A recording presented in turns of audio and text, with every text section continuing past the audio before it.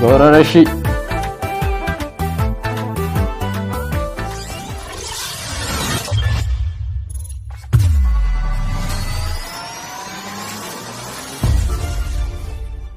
Ashama jalatamtoota fi hordoftoota abdii shoo jalatti argamtan jirtu nageenya koo qilleensarra balali'ee isin haa qaqqabu isin jechaa bakkuma isin jirtanitti isin raambannee isin dhufee jira jechaadha.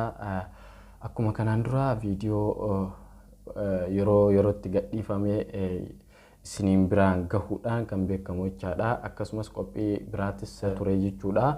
Akkasumas ammas weelluu tokkottuu gadhiifame jechaadha. Weelluu ajaa'ibaa baay'ee namatti tolu baay'ee nama bashannansiisu tokko jechuudha. Anis daawwanne amma daawwachuu wajjin daawwannu ta'a jechaadha. Viidiyoon kun akka ilaaletti baay'ee bareedaadha. Torbee kana keessa baay'ee kan irraa haasayamaa ture jechuudha. Innis Ramadaan Cimsaati. Kanaafuu viidiyoo kana kan wajjin ilaallee react goonu ta'a jechaadha. Video kana wajjin react goona akkasumas warroonni channel kana haaraa taatan like share subscribe gochuudhaan nutti dabalamaa maatii keenya ta'a jecha warroonni maatii keenya taatan immoo like share godhaa qarqara isiniin jecha amma oduulee isinitti guddisu videoon kun video akkamitti jechuun keessanis waan hin oolle video kana kan waliin ilaallee react kan goonu ta'a jechaadha. Videoon kana hedduu jaalattan jedhee abdii qaba. Akkasumas video kana akka Vision Entertainment irratti gadhiifame jechaadha. Vision Entertainment akkuma beektan viidiyoo babbareedaa yeroodhaan nu biraan gahaa jira jechuudha.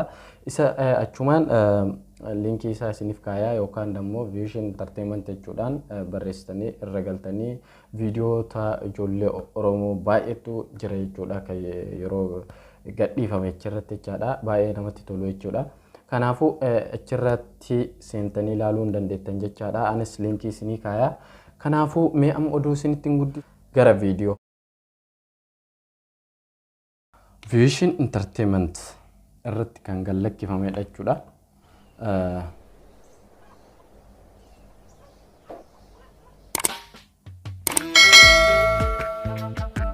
Wow.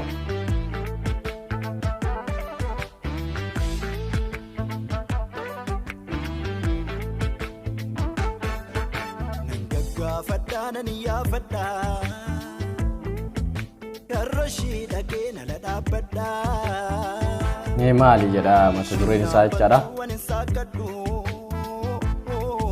Meekka miillite ani shaafudu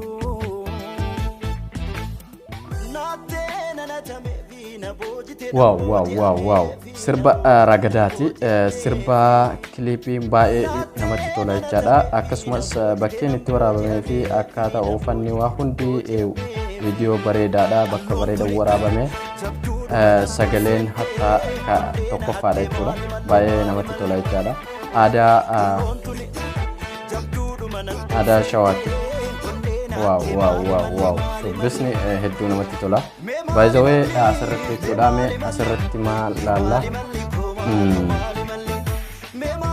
warroonni waan kana qopheessan dhiibbaa galatoomee jechaadha.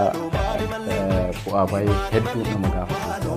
Wanta kana qopheessuuf bakkee kana filachuu bakkee kanatti hojjechuu baay'ee ulfaata jechaadha.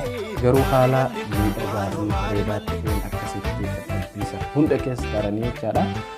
Viidiyoo akkana bareedu kliipii akkana bareedu kana nu biraan gahuu isaaniitiif guddaa galatoomfanna jechaadha. Vision Entertainment guddaa galatoomne jabaa namaa isin jecha akkasumas Ramadaan Cimsaas waan bareedaa qabattee as baatee jirta. Waan bareedaa kana akka isinis hordoftoonni keenya akka laaltanii isaa hin jajjabeessitan abdii qabna jechaadha.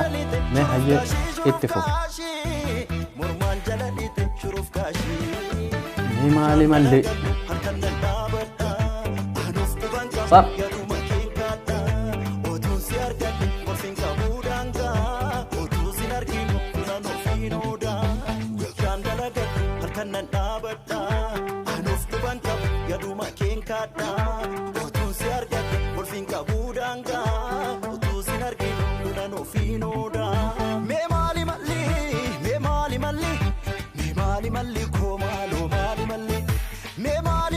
Wow.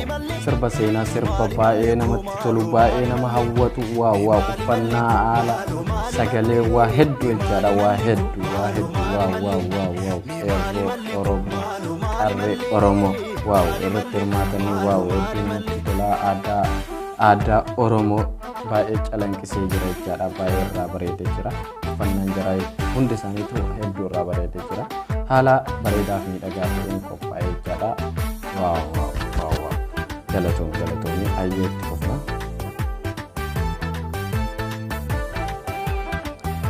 Gorarashi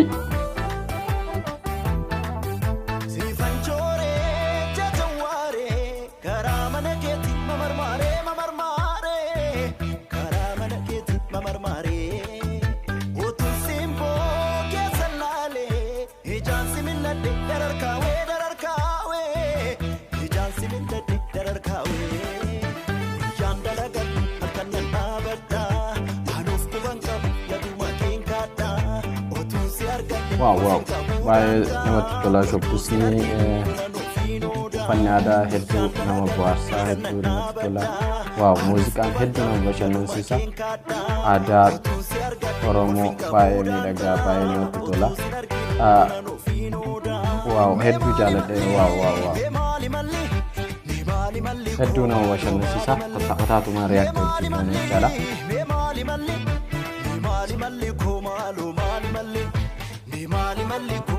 maal malli